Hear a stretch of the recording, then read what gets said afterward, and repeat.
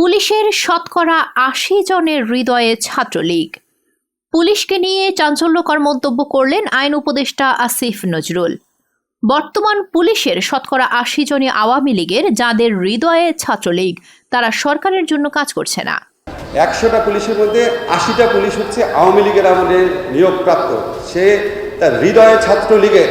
তিনি আরো বলেন, বিপ্লব পরবর্তী কিছু সমস্যা থাকা স্বাভাবিক, তবে এই সরকার তা কাটিয়ে ওঠার চেষ্টা করছে। এর আগে নিজের ভেরিফাইড ফেসবুক পেজে তিনি বিএনপি এবং গণ অভ্যুত্থানের ছাত্র নেতাদের মধ্যে কোনো ভুল বোঝাবুঝি না হওয়ার আহ্বান জানান। বিএনপির সঙ্গে ছাত্র নেতাদের দূরত্ব বা ভুল বোঝাবুঝি আওয়ামী লীগকে স্পেস তৈরি করে দিতে পারে বলেও মন্তব্য করেন তিনি। দেশের বর্তমান আইন শৃঙ্খলা পরিস্থিতি নিয়ে আসিফ নজরুলের বক্তব্য নতুন করে আলোচনার জন্ম দিয়েছে। পুলিশের মনে কি সত্যিই ছাত্রলীগ বসবাস করে? আর তা যদি সত্যি হয়, সরকারের জন্য এটি একটি বড় রিস্ক নয় কি?